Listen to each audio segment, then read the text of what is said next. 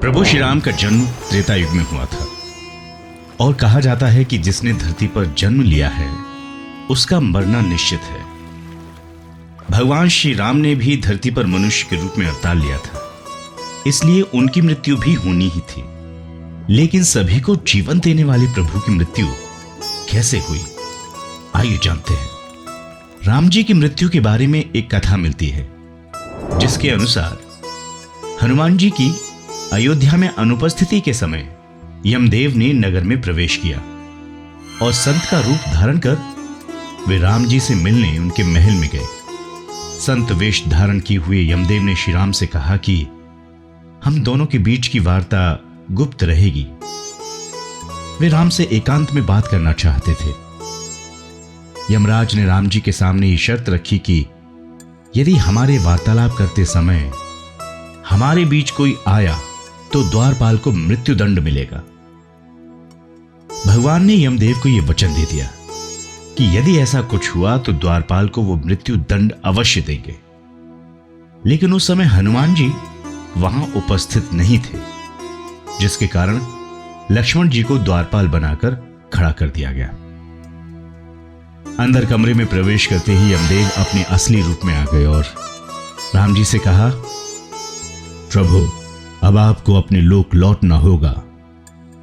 धरती लोक पर आपका जीवन पूर्ण हो चुका है। अभी वार्तालाप चल ही रहा था कि ऋषि दुर्वासा वहां पधारे और लक्ष्मण से द्वार के अंदर जाने की जिद करने लगे। उन्होंने लक्ष्मण से कहा कि यदि वे उन्हें अंदर नहीं जाने देंगे तो वे श्री राम को श्राप दे देंगे। लक्ष्मण जी दुर्वासा के क्रोध से भली भांति परिचित थे। वे अब दुविधा में आ गए। आज्ञा का उल्लंघन करके ऋषि को अंदर जाने देते हैं तो मृत्यु दंड मिलेगा, और अगर वे दुर्वासा को अंदर प्रवेश नहीं करने देते हैं तो ऐसे में प्रभु राम को श्राप दे देंगे। और अपने प्राणों की चिंता ना करते हुए दुर्वासा को अंदर जाने की अनुमति दे दी।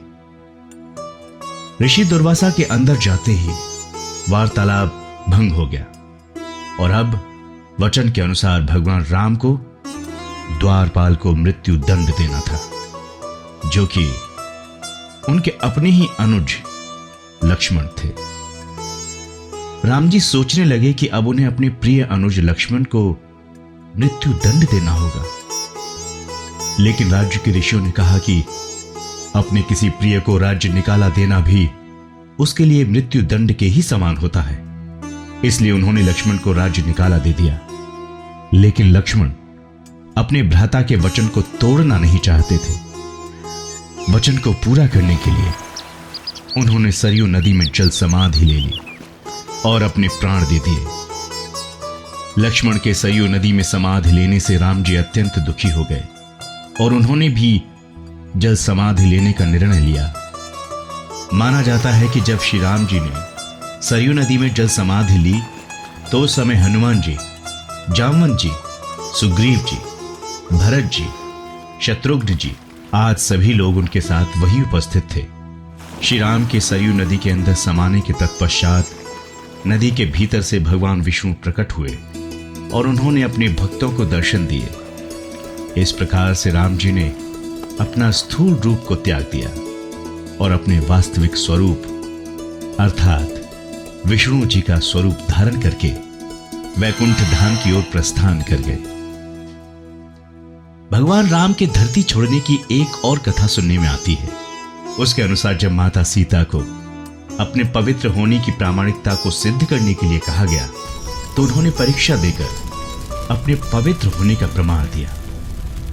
लेकिन इसके पश्चात माता सीता ने अपने दोनों पुत्रों कुश और लव को श्री राम जी को सौंप दिया और धरती माता से यह कहा कि हे माता, मुझे अपने अंदर समा लीजिए।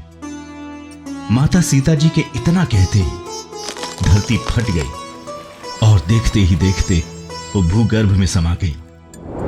सीता जी के इस तरह से चले जाने के कारण राम जी व्यथित हो उठे और यमराज की सहमति से सरयू नदी के तट पर गुप्तार घाट में राम जी ने जल समाधि ग्रहण कर ली। तो भक्तों, ये थी भगवान राम के धरती छोड़ने की कथा।